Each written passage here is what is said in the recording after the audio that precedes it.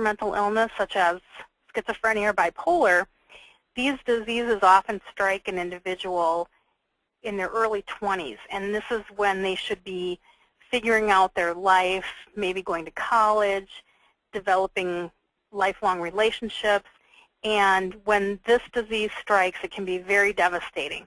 And oftentimes they're viewing their friends going away to school, getting jobs, and they're kind of left behind, struggling with this illness. Excuse me. Family members also struggle with this because they are now losing grip of the goals or the dreams that they had for their child. And again, the behaviors may become strange, and family members might feel shame or frustration on not knowing what to do to get their loved one some help. We'd like to encourage people to use what is called a trauma-informed approach. And this is really important for the individual suffering with the mental illness as well as their loved ones. And what this means is that we recognize that many of the events that have occurred for the individual and or their family have been traumatic. People with mental illness who present a danger to themselves or others may have been detained through a law that says they can be put into a hospital on an involuntary basis. Usually this means that they are handcuffed, they're put into a squad car, taken by police escort to a locked psychiatric unit. They may have been forcibly given medication. They may have been rejected by their family or friends. They may be living in the community, having been assaulted or having had to live without proper shelter or food. And so these events in their life can be very traumatic. They tend to not want to trust people. If they ask for help, they may be in fear of being detained and put into a hospital against their will. So it's very important for us to try to keep in mind of the trauma that might be occurring in this person's life. And so we want to make sure that we approach them by demonstrating that we are genuine, we really truly want to help them. We try to reduce the fear that working with us might provide. We try to provide safety and really just demonstrating that we're here to help and do the best thing that we can for the individual and or the family. One of the ways that we can do this is by understanding the impact of our words. And it's extremely important to understand that clients, people that you serve, I'm not sure quite what you call them, but the consumers of our services are people first. They are not their diagnosis. So we like to say that, for example, John is an individual with schizophrenia versus saying he's a schizophrenic. That is kind of a label that is disrespectful to the person, and it identifies their illness or their disorder rather than the person who's experiencing that disorder. We like to use the term people die by suicide rather than saying committed suicide. The word committed has a derogatory and almost criminal connotation and can be very offensive to a loved one who has lost someone to suicide, and they feel, again, that kind of adds to the stigma if you refer to their loved one as having committed suicide. So the more appropriate way, and it's a much less impactful way, is just really to simply say that someone has died by suicide. Another one that has been brought to our attention in recent times, sadly, is the use of the word suicide bomber. Family members have spoken up and talked about feeling really offended when people are referred to as a suicide bomber because they look at their loved one who's died by suicide and they don't necessarily feel that that's the same level. And in reality, the person that has been identified as a suicide bomber is really a terrorist. And they're not someone who's identified as having died by suicide because of a mental illness. So that differentiation is really important, especially to family members who have lost someone to suicide. The next couple of slides are going to kind of just talk about some statistics. And I'm going to let this slide up for a couple minutes just so you can kind of see where we rank in terms of suicide per 100,000 and some of the other countries that are around us. These are this was reported in 2012, but the statistics are usually about 2 years earlier. So they're probably, it looks like they're most from 2010. There's a few that are a little bit farther back than that, and that's probably just because of that country's recording methods.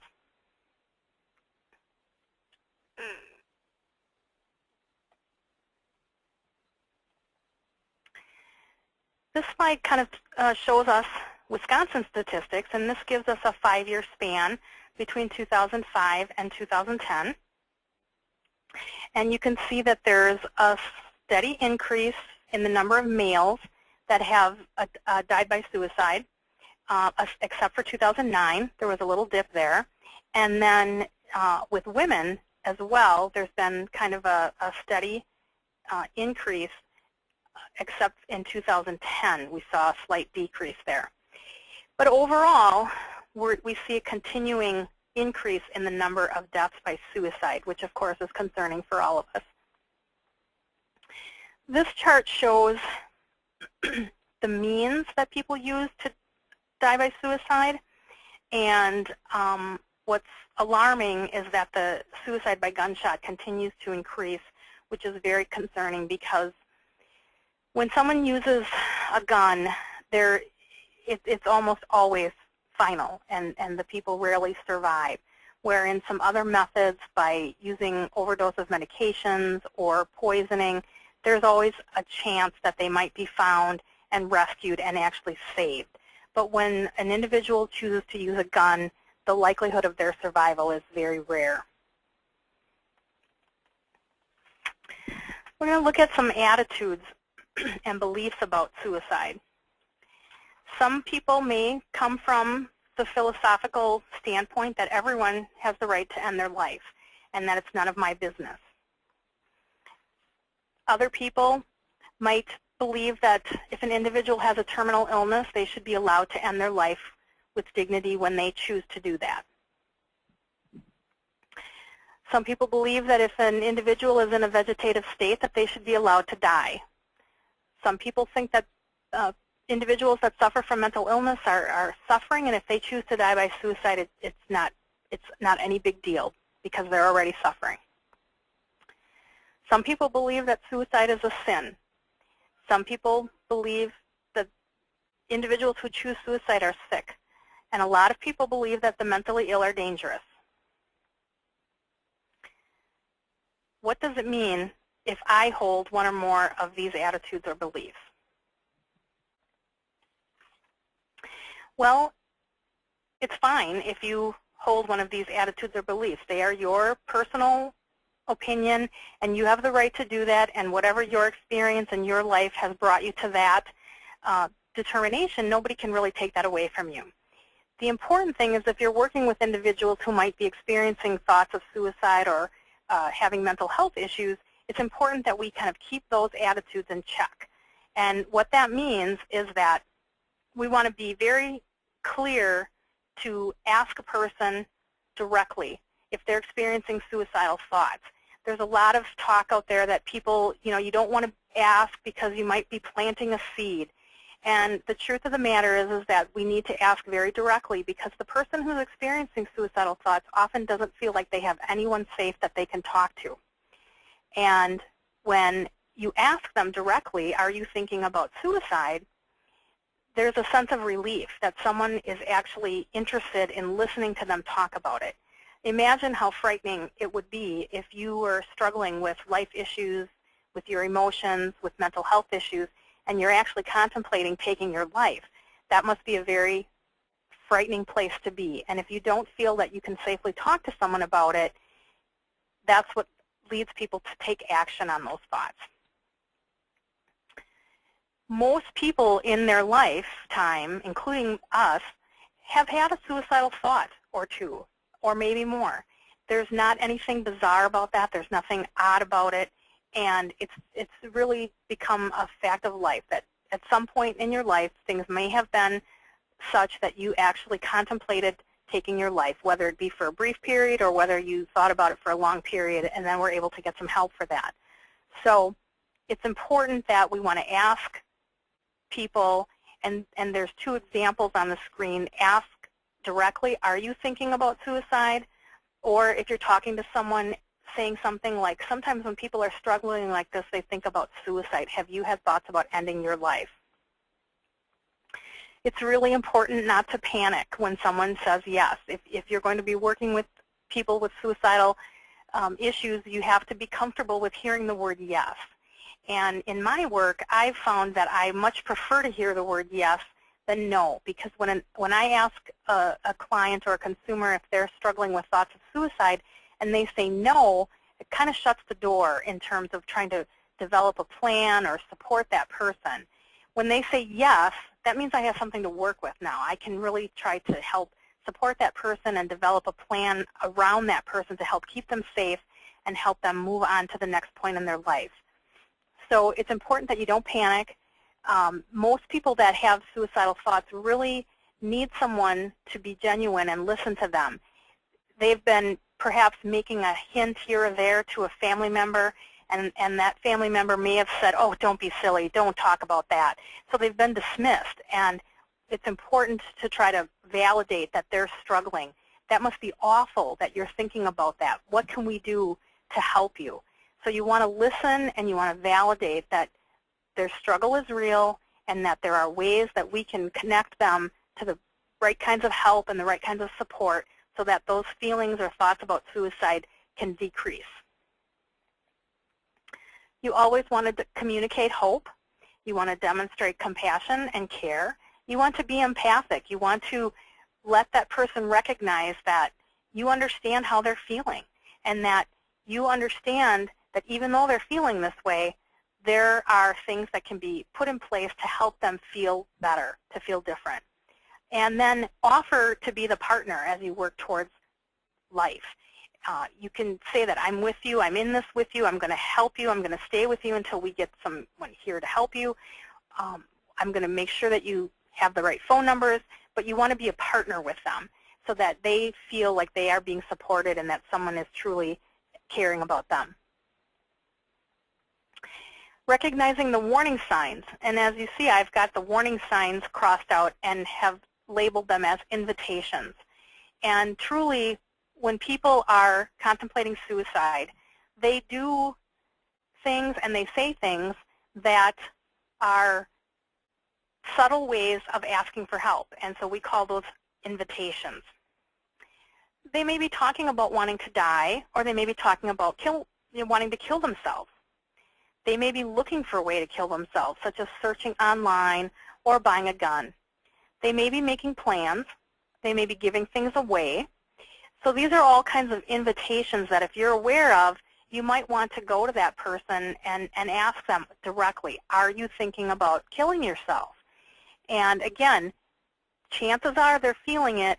You're not going to plant a seed.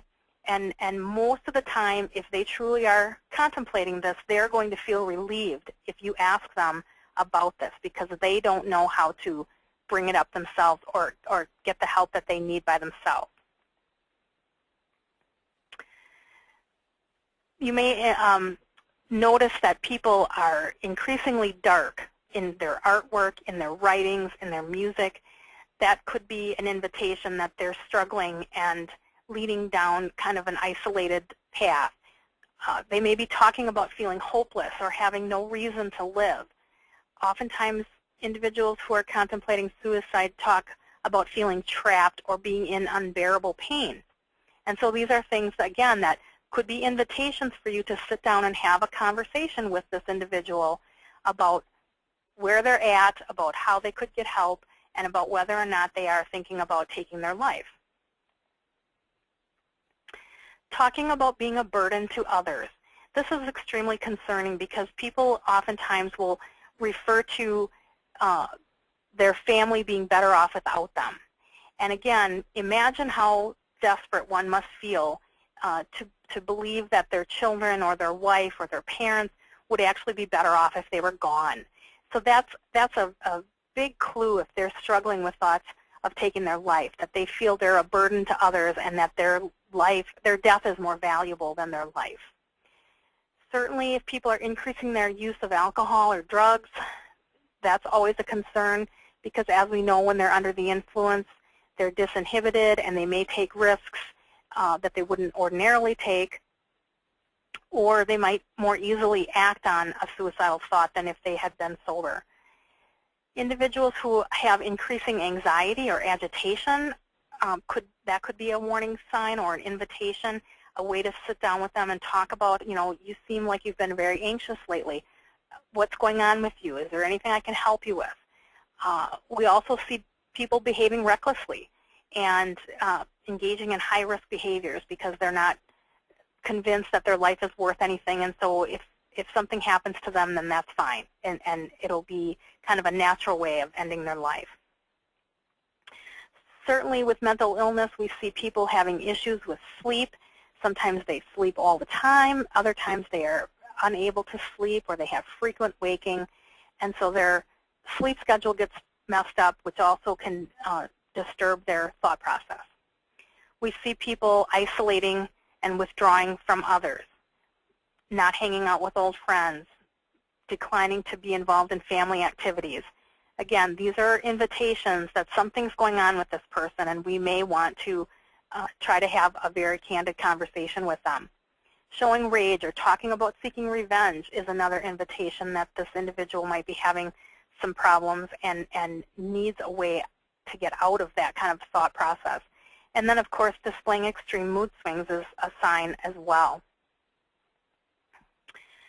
When we make an assessment of someone who's having suicidal thoughts, there's 4 core areas that we look at to make a determination as to a level of risk. And the first area that we look at is the suicidal desire. So we want to find out how this person kind of rates themselves in this suicidal desire category. We ask them to rate themselves on a scale of 1 to 10, 10 being the greatest, of how much they perceive themselves to be a burden to others. How helpless do they feel in changing their situation? How hopeless do they feel? How trapped do they feel? And then we ask them how they feel in terms of loneliness. And a high percentage of people that are having serious thoughts of suicide will describe themselves as feeling intolerably alone, like they can't live with the way they feel of being alone and isolated from people around them, people who care about them. So these high scores in these areas kind of give us an indication that there is a desire there. The person is thinking that they want to end their life. The next focus is on the suicide capacity or capability. We want to know, is it possible for this person to carry out the act? So we want to know if they've ever had a history of gestures or attempts. We want to know if there's a history of violence. We want to know if they're intoxicated or under the influence, because we know that can increase their risk. We want to know if they've had any recent dramatic mood changes, increased anxiety or agitation.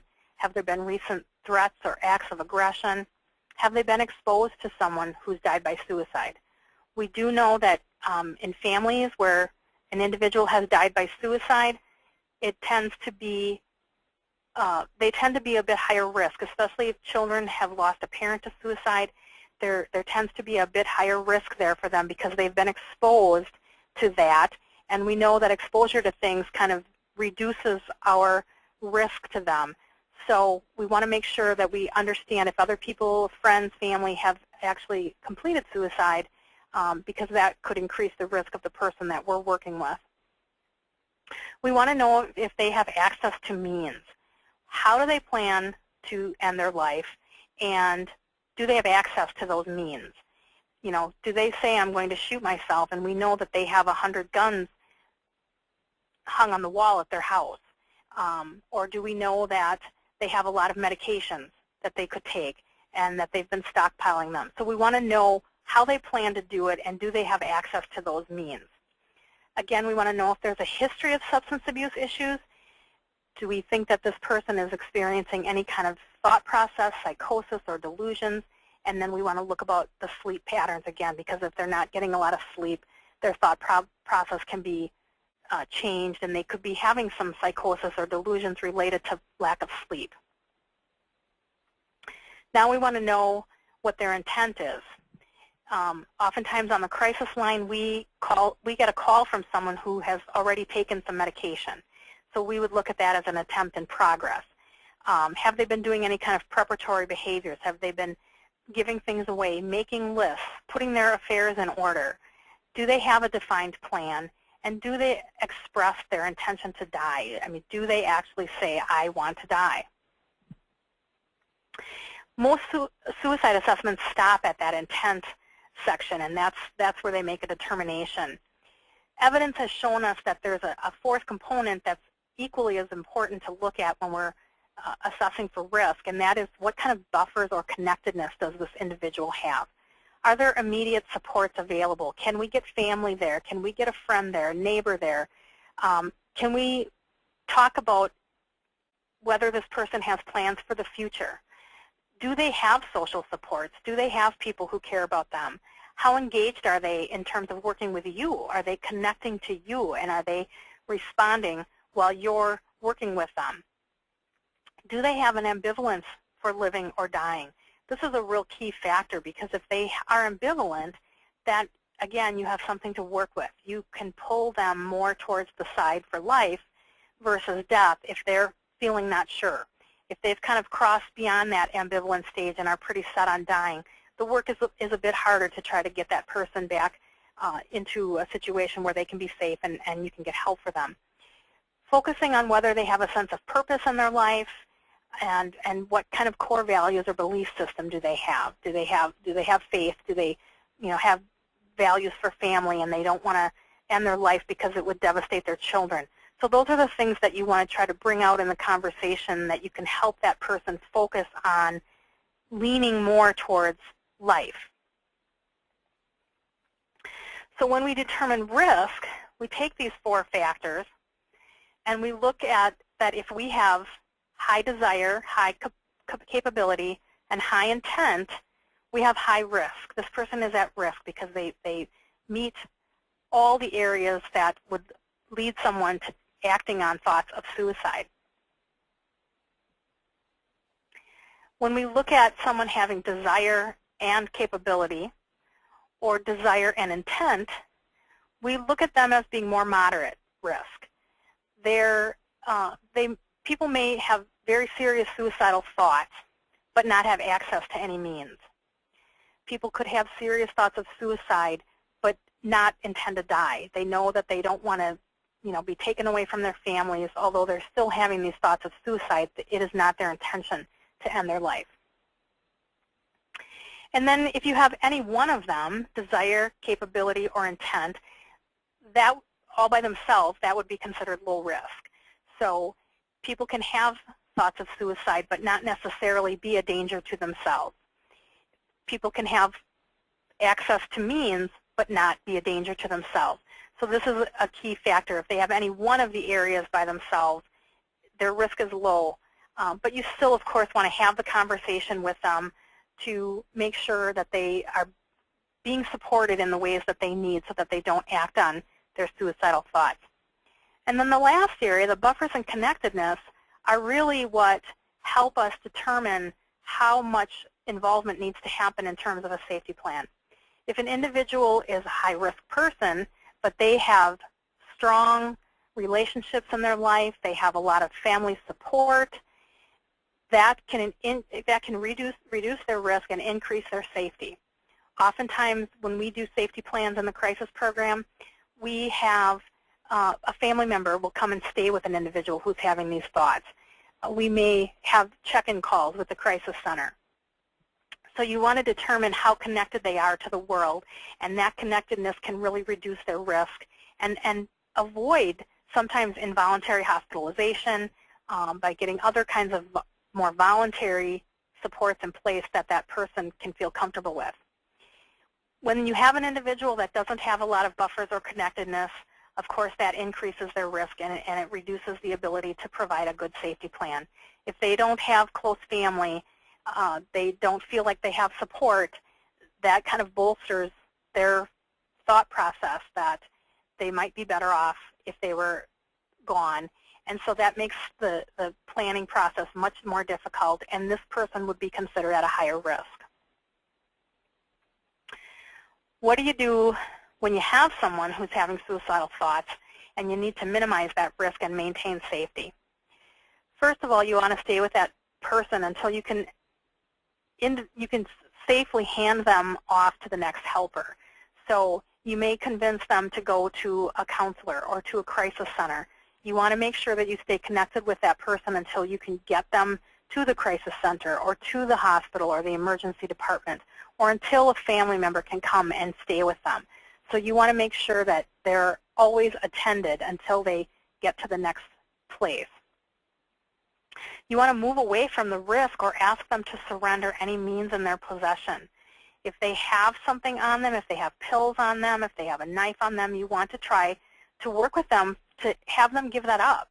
And oftentimes what we will do is, again, we'll work with families. If someone is thinking of shooting themselves and we know there are guns in the home, we may have law enforcement or we may have a family member take the guns and lock them up and keep them so that the person doesn't have access to that.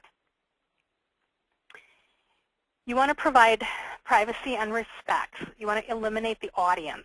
If someone is struggling, you want to try to take them aside or talk with them softly. If there are other people around, try to remove yourself with the person from the situation, or try to have the other people that are around go into a different place. You want to be able to provide your full attention to the person and give them the privacy and respect that they deserve. It's really important to know that this person's life is in danger, but we must remain calm and engaged with that person. If we panic, we're not going to be attentive and we're not going to be able to think clearly and work through the process to get this person to a safe place. And then you want to try to do a safety plan with the individual. So you want to use buffers. If they have family that can come stay with them, if you can call someone, sometimes it's calling a pastor or a neighbor. You want to explore the options of who would they feel safe with right now to come and help support them at this point. You need to find out what they're willing to commit to, because you can develop the greatest safety plan in the world, but if the patient or the individual isn't willing to make a commitment to that plan, then you really don't have a safety plan.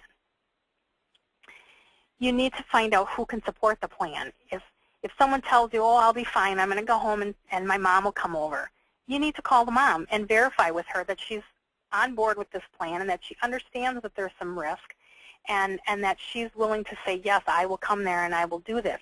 If we just take the individual's word for it, we are running the risk of that person following through on an act, and we've left them without a safe plan to help reduce that risk. Have the individual repeat the plan to you. It's really important that they hear it in their own words and they say it so that that is helping increase their commitment to it, and it's demonstrating that they really understand what the plan is. And then, of course, when you implement the plan, you want to make sure that you have built-in safety checks along the way.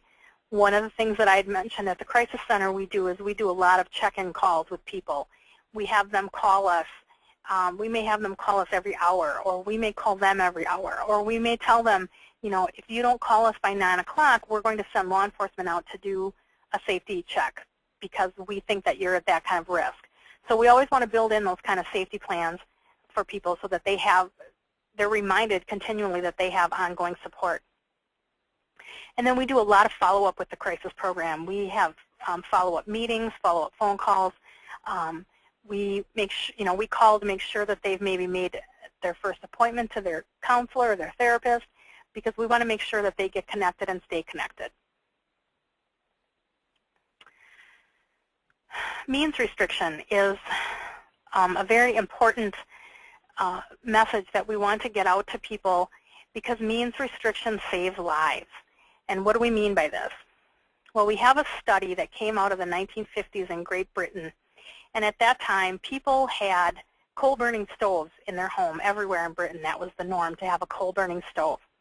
And it was also a very common method of suicide for people to stick their heads in the stove while the coal was burning, and they would asphyxiate and die. At some point, the government in Britain decided that we were going to ban coal-burning stoves, and they had everybody install new gas stoves, which prevented people from dying by suicide. And the suicide rate dropped to almost zero in Great Britain.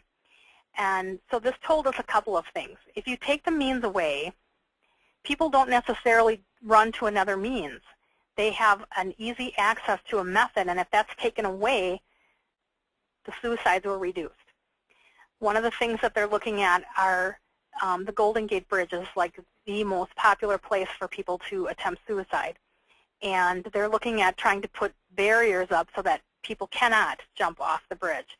Of course, it's an extremely costly endeavor, and there are people that are concerned that the bridge won't look as pretty if they put these kind of mesh barriers up. But the reality is that there's probably anywhere from 25 to 40 people that die by suicide every year off the Golden Gate Bridge. And so putting this barrier up would really reduce that risk. So what we want to communicate to our friends and families is that barriers work. Lock boxes for medications, trigger locks for guns, all of these things can help reduce access to means and keep individuals who are having suicidal thoughts much safer. We know that it takes about 15 to 20 seconds to remove a trigger lock from a gun. And in those 15 or 20 seconds, that person could just as easily try to call a crisis line or try to call a loved one for help. So we want to do whatever we can to restrict the ability for people to make these decisions easier for them. And just a little bit about self-injury versus suicide attempt. You may be familiar with individuals who do what we call self-injury as a means of coping. And of course, it's not a recommended method of coping, but as we know, everybody has coping skills, and some are better than others. Some of us eat too much, some of us smoke. So we have coping mechanisms that help us get through a day, but they're not always the best for our health or our well-being. Some individuals engage in behaviors such as cutting or burning, scratching, picking, hair pulling. These are ways that they describe as helping them feel pain, helping them feel alive because they feel numb the rest of the time. They talk about these methods as being a release of built-up feelings of anxiety or agitation.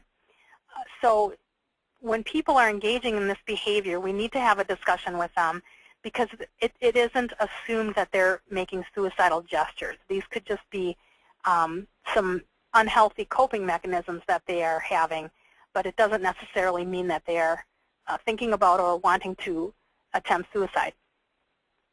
The FBI is a new kind of self-injury. I don't want to say new, but it's becoming more brought up in the media and in research, and that's foreign body ingestion. And that's people swallowing things that you ordinarily wouldn't swallow that causes attention to be brought to them. And sometimes it's significant enough that people need to have surgery to have these things removed. I had a client that swallowed batteries. And there was always risk to her, so at some point they had to do surgery to remove one of the batteries. It didn't solve the problem because then she just started to swallow other things. So, but we're starting to see that more and more as a means of coping with stress in their life. So some of the things that you want to do to help you work with folks like this is that you want to make connections. You want to pre-plan with your colleagues. If you're working with someone and you identify them as being at risk, you want to be able to maybe give a look or a nod to one of your colleagues that kind of indicates, okay, I've got someone here that's at risk and I'm going to need to do something. Sometimes you have to trade off jobs, or you have to just, make each other aware that you're dealing with something a little bit more intense right now. And so then your colleague will understand that they might have to pick up some other tasks while you're involved with this situation. You want to make sure that you recognize those warning signs as invitations. They're really asking us to ask them how they're doing and to ask them how they're feeling and whether or not they're contemplating taking their life. You want to be aware of the local crisis line or mental health agency and phone numbers that are in your area so that you can readily give those numbers to people or you can call them. It's important to know the resources that you have available to you. And you want to encourage others to help. If you're in a situation where you have someone at high risk and you want to, you need to bring someone else in to help you with the process so that you're not feeling alone and overwhelmed. And you really want to try to promote hope and reasons to live for that individual. If you can convince them that they have reasons to live, you're going to reduce the risk and you're going to be providing hope and you're going to be able to help develop a good safety plan to get them where they can be cared for. Postvention, taking care of the aftermath. Sadly, we do have people that die by suicide that we have worked with. So you want to make sure that you take care of what happens afterwards, whether that be working with the family, whether that be working with each other, letting your colleagues have time to talk about their feelings, to kind of debrief or process what's happened, giving them the time and space that they need to cope with that. You want to work very hard to raise awareness for support, and you want to support the family and friends and everyone in the community, especially when there have been children that die by suicide. You want to be able to make sure that the schools and the teachers and the friends are getting the kind of support that they need to be able to go on and not repeat this. A little bit about us. We call it vicarious traumatization, and that's when we become traumatized by the events of our work.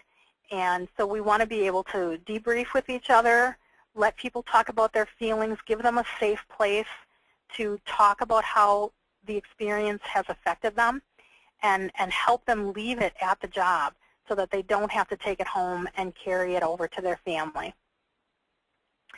Sometimes some of the work we do, it's just too much, and so we have to understand our colleagues and ourselves about when is it time for me to not do this work, or when is it time for me to not be involved in this situation. I'll give you an example. We had a young child that had died by suicide a number of years ago, and one of my staff had just had a baby, and she was not in a place to be dealing with a child death with the family. So we were sure to assign her to other things to do rather than working with that particular family. So part of that, again, is taking care of yourself and knowing your limits, knowing what you can and can't do, understanding that you can do everything in the world, and sometimes things don't work out. And as long as you know that you've done everything you can, you should feel comforted that you were at least available to try to get that person the help that they needed. You want to make sure that you establish good boundaries with the people that you serve and your staff. Encourage and demonstrate what good self-care means. Be involved with your community, exercise, listen to music, rely on your family and friends. But these are all very important things that you want to keep focused on. Just really quickly, I'll tell you a little bit about our program. We are a 24/7 crisis intervention team. We serve a population of about 125,000. We have 9 law enforcement jurisdictions. We have no behavioral health inpatient units within our county anymore. We serve 2 emergency departments, 24/7 phone and mobile intervention. All of my staff are paid staff with a minimum of a bachelor's degree. I have no volunteers answering the crisis line. We do suicide assessment, family crisis de-escalation. I'm not going to read this whole list to you because you can read. But this is kind of the thing that we have going on in our county. And so if you have something like that in your community, be aware of it. Know where it is. Get to know some of the staff that work there so you know what kind of a resource you have and how it can be helpful to the people that you work with. One of the best things that you can do in terms of being successful in your job and in taking care of yourself is to get more information from whatever source that you can. Again, know the local resources, keep phone numbers handy, put them in your cell phone if you're working in the community. Program those numbers in your phone so you have them right at your disposal when you need them.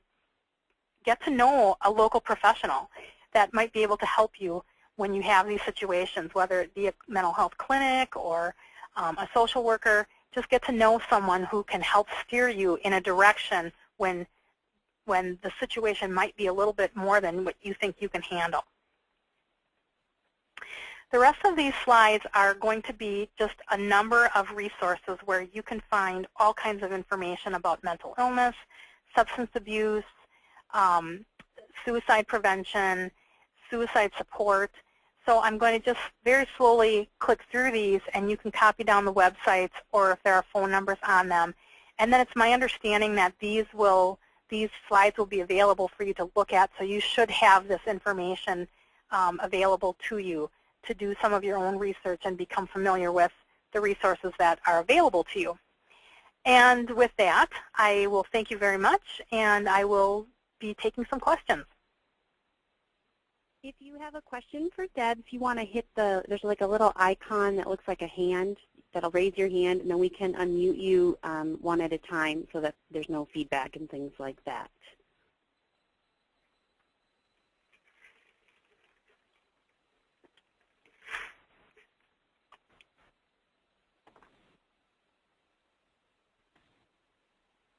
All right, looks like we don't have any questions. Okay. But I will get the slides and email those to everyone who attended. So if there's information in those that you didn't get a chance to write down or want to review that again, you'll be able to have that accessible for yourself. We just want to say thank you to everyone for participating, and a big thanks to Deb for providing the presentation. Thank you. All right. Our next webinar will be in June, on June 20th, and we'll look forward to having everyone join us then. Have a great day, everyone. Goodbye.